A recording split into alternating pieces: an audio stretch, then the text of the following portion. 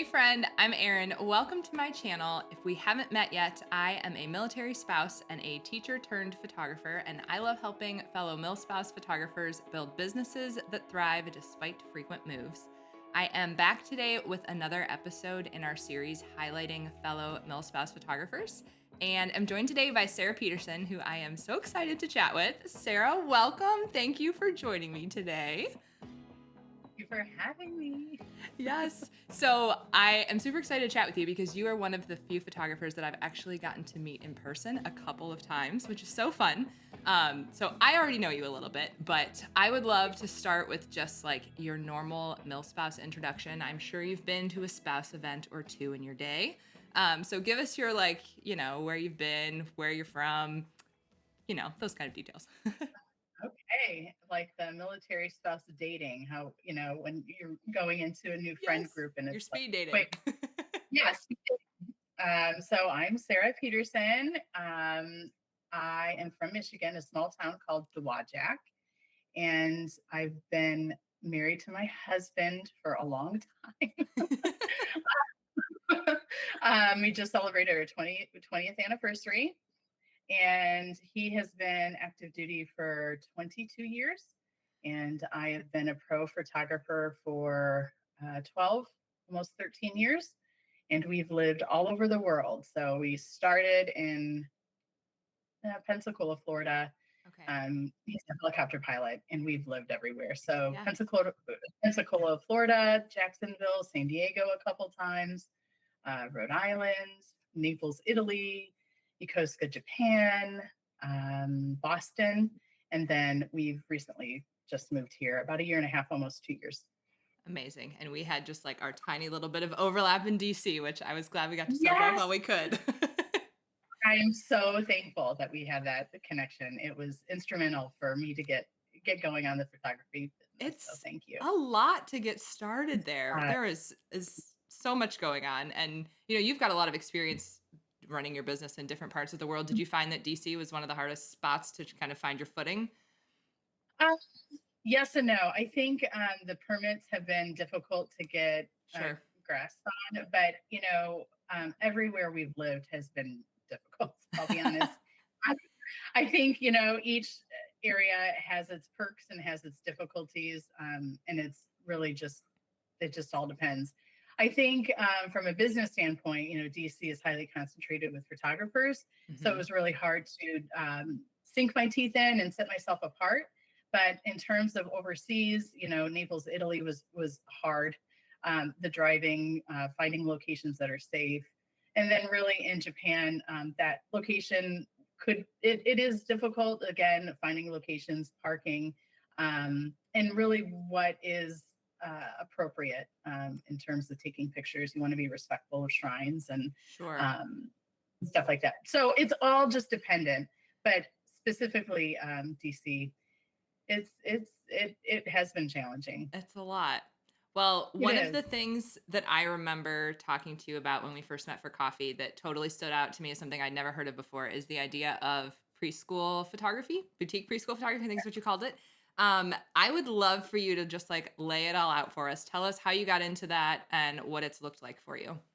Okay, so back the first idea planted when we lived in Italy several years ago, and Mhm. both of our children attended Italian school and no English speaking whatsoever. And Wow. they attended for yeah, yeah, they attended for 3 years. At the end of the 3 years, we had COVID, but the first 2.5 years, it was extremely influential in their life, but they didn't have the traditional school photos because we were in Italy. Sure. And so that's when I first offered for the American community at our Italian school, the preschool photos. Okay. Um, and it was great. Um, it was a really nice little test to see if this is something that I would like down the road. Sure. And then there was Japan, then there was Boston, and then DC. And going back to what I mentioned before, really establishing yourself as a photographer in a new area, especially DC with a high concentration of other photographers, that's when that idea popped back in. I thought, well, maybe what's another way to target my audience that are families and children, Sure. and also sustain a small business. And with family photography, it's tricky. You've got a busy season in the fall, and then a little bit in DC with the cherry blossoms. But Hmm. how can I sustain the small business? And so that's when I really thought a different pathway, and revisiting the preschool photography, the boutique photography. And you can call it what you want, whether it's preschool photography, boutique photography, or fine art, Hmm. school photography. It's all somewhat interchangeable, and you can use that depending on your brand and your business model. But for me, I like the idea of calling it a boutique school photography. I think that sounds, it's it sets it apart from, It's not like yeah, it school goes well. pictures. Yeah. It goes really well with what I feel comfortable offering. So Sure. yeah.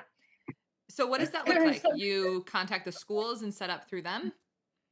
So yes, so going back with the preschool photography or boutique photography or fine art photography, um, going back to just offering just straight photos, you have to set yourself out apart from big companies, because like Sure. Life Touch, Yeah. there are some big companies that market the preschools. So you have to figure out what can you offer these small preschools. You want to have an elevated process. You want to have an elevated product, and you really want to have an elevated version of the standard school photo, Hmm. and not a funky backdrop. I mean, if that's what you're into, cool. But what I would like to offer the preschools is something different, something Okay. elevated, something Yeah. more unique. But yes, so you would start, if you don't have a sampling of photos, you can reach out to small groups of parents, moms groups, to offer some like little mini sessions, and Hmm. of course get them out of release. Once you get that, then reach out to the schools. But even really before you reach out to the schools, you should have all of your ducks in a row. Because when you reach out to the schools, they're going to want to know what your process is, what you're Sure. offering, what type of prints or packages you're offering to the parents, what kind of communication, and really having those details all hammered out beforehand helps. But when you're targeting your different schools, start with your local area first and then branch out. Hmm. And, Hmm. and starting with the schools, what I did is I first went with emails, just Googling different preschools in the Sure. area and emailing the admin, following up with a phone call, and then even a little bit of cold calling where you stop into the preschool. And that can be tricky because you don't want it, at drop off or pickup times, but Yeah. that has also been successful. So it just depends on the territory, the area that you live in, what is more relaxed, what's more formal, but Sure. those are all. I've used the emailing, phone calling, and then setting up meetings. So Okay. So yeah. on the day that pictures are actually happening, can you talk me through what that looks like? Do you just have like a line of 33-year-olds as they like come through and you do pictures? Like what's the good process there? So every school is different. You have different methods, and everything should be laid out before the start of school. There are certain things you should follow. First, you need Okay. to have a really good streamlined process. Simple editing. Everything needs to be as simple as possible because you're dealing with a high volume. Mhm. So going back the day of the shoot, there's a lot of prep work that goes before the day of the shoot. Mhm. You should have like a class list with each classroom and the different names, and that way you can create your different categories in your software editing program. And then the day of the shoot, you should already have an index. Actually, I've got it. Hold on. Oh, I love it. Um, I this so again, super simple, guys. Keep it super simple. You can do QR codes now, but I still go old school. So this is my little organization thing, Okay. and I use index cards, and I write the name of the student. They take a They hold it. mugshot with, yeah. It's just what works for me. But there are other methods out there that you can use, and then you can either bring an assistant with you that should be handled before contacting the school to set up the school date, Mhm. or you can, sometimes there are parent volunteers that will help bring in the students from the different classrooms. Gotcha. And what has worked best for me is having just a group of 3 students at a time, because what you'll find is your little friends will be watching the friend that's getting photographed, and you want Yeah. to make it as easy as possible, as stress-free, as comfortable for the little one. So no more than groups of Sure. Okay. three gathering at a time. Just what's worked for me. Yeah, Yeah. absolutely. And do you obviously, I'm sure you're like firing away, taking a bunch of pictures, trying to get a good one. But when you're delivering, do you do one per family, more than one per family? What does that look like?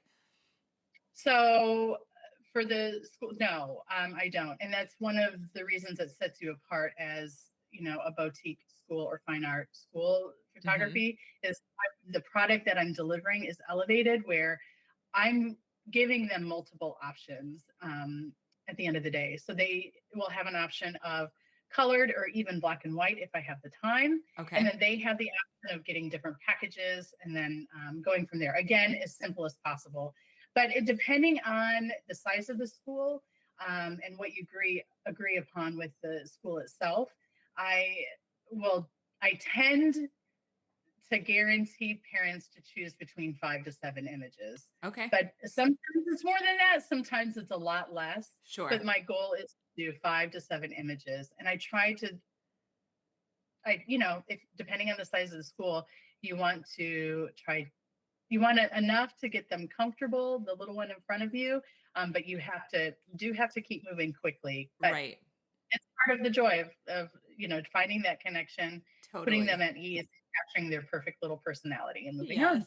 I love that. And as a parent, I would be so happy to like, I'm sure we've all gotten that school Mm. shot sent home and you're like, okay, this is what we got for the year. Sweet. Like, good thing I take your picture way more often than this. But being Yeah, able to have yeah, an option is so nice. That's amazing. yeah. Um, what would you say has been the biggest challenge you faced in working either with schools or maybe the preschoolers themselves? Honestly, I haven't found anything that's too difficult. I think Good. for me, being completely transparent, it's just the pressure that I put upon myself. I think that that is the hardest. Yep. The the day of the shoots, or it's sometimes it's a week long. Hmm. Um, you know, yeah, it's like keeping up with it because it snowballs. And if you don't keep up with it that particular week of downloading, editing, all of it, and the pressure that I put on myself to deliver beautiful photos. I mean, it's Sure. my business. It's my business that I'm putting out there, and it's my Yeah. talent. And yeah, I just want it to turn out well. Yeah. I totally get that. Yeah, I'm glad it's relatable because Yeah. yeah, it's close to the heart. So yeah. Yeah. So you've shared a lot about what the process looks like, which is amazing. And I think that would give someone a really good place if they wanted to get started. Do you have any other like tidbits or pieces of advice that you're like, oh, I made this mistake, don't do this, or like make sure you definitely do this before you get started? Just do your research and Hmm. have a game plan before you start reaching out to the schools. Because you are competing with big businesses, so you should have all of your ducks in a row. So that when Hmm. you do make your presentation, that it's polished and put together. That's Sure. my only advice. That Yeah, totally makes sense. If you don't look legit, they're going to go with someone else who's done this before. you have to be licensed and insured. There's no way around it. I mean, you're Yeah. coming in to yeah. A school So with little kids. Yeah. yeah, That makes sense. Awesome. Well, that is super interesting. And like I said, we talked about this. I think it was right before you were getting started doing it in DC. So I'm so glad to hear that it's gone well and has been successful for you. yeah. That's very good. Um, Thank you. It is great, yeah, and it's nice. It's nice to be able to meet families and over and over. I mean, this is we're yeah. coming up on a busy fall, so yeah, Have it'll you be a good time. found that some of the families you've taken their kids' school picture have eventually booked you for a family session as well? Oh, 100%, and even newborn sessions. I mean, this is a Oh, great way nice. to yeah, this is a great way to have target marketing because as a family photographer, you want to take family photos Yeah. with kids, and so having that connection, yeah, it's been outstanding. Yeah. That's wonderful. Oh, I love it. Well, I'm going to switch gears on you. One of the Okay. reasons that we started this series is because, well, yes, we are all Milspouse photographers. We're also more than that too. And, we tend to put ourselves in this box of like, I'm a military spouse and I'm a photographer, but like, I would love to hear about the Sarah outside of those things. Tell us more about who you are personally, what you like to do for fun, your family, those kind of things. Oh, okay. Well, you touched on a good point. As a military spouse and a mom, it's easy to be defined as a military spouse and a mom. Hmm. So, it's nice to really think about the other things that you enjoy. So Yeah. I love hiking. We started really hiking a lot in Italy, Okay.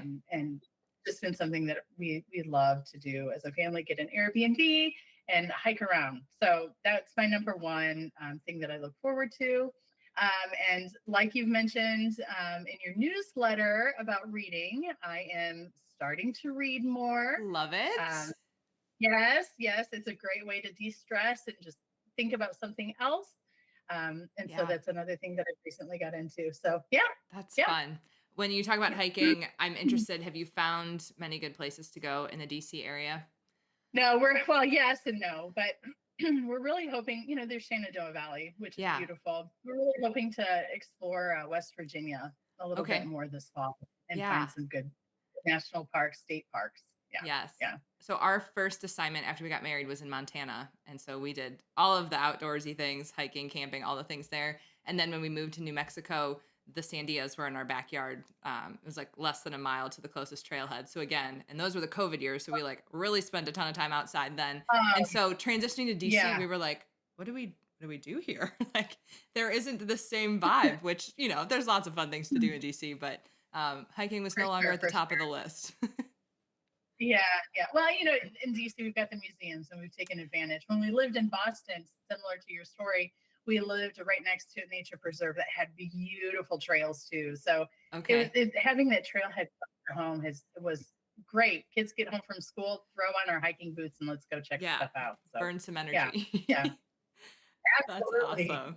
Well, you'll have to come see us sometime once we're in Colorado. We're very much looking forward to being back in that normal landscape for us.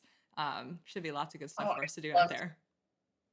We'll even bring my camera. We can go shooting. Perfect. Oh my gosh, I love it. Awesome. Well, I love to wrap this up with one question. It's the same question, at least so far, for Oh, everybody. And I'm very okay. interested in your answer because you have lived so many places. If you Mm. could be stationed anywhere for 2 years, where would you go and why? It could be somewhere you've already been again, it could be somewhere new. Ah, I don't know. I don't know. I don't know. Because everywhere we lived, I never thought I'd live there. Yeah, I hear that. Um, yeah, never. But then every place we've lived in, never thought I'd live there. But what a beautiful community we built and Yeah. met. Um, I would say if we had another opportunity, I would love to live in Italy Okay. um, or somewhere in Europe. I think that Okay. that is a, just a super fun place to be. Traveling airfare was inexpensive. Yeah. Yeah, Did you I get would. to travel a lot when you were I in don't. Naples? I'm so sorry. What was that? Did you guys get to travel a lot while you were in Naples? Yeah, yeah. It's Okay. Naples is an interesting location. It's not for everyone, but Okay. the opportunity to travel is extensive. So we were Mm, able to go everywhere and see everything. It was yeah, such a gift. Really, it was a gift. that's awesome. Europe is high on my list as well. I don't think Um, we'll have a chance to be stationed over there, but maybe you never know. never say never. And, Yeah, I we'll know. take a good Never know. vacation sometime. Awesome. Well, thank you so much for doing this, Sarah. Can we wrap up and just have you share like your social media accounts where people can find you if they want to chat preschool photo things? Yes, I'm happy to help anyone who is interested. My Instagram, please follow, is Sarah Peterson Photography, and my website is sarahpetersonphoto.com. Love it. Yeah, Awesome. Thank you so much, Sarah. This was wonderful. And I look forward to chatting to you again soon. we'll see you. Bye bye. Bye.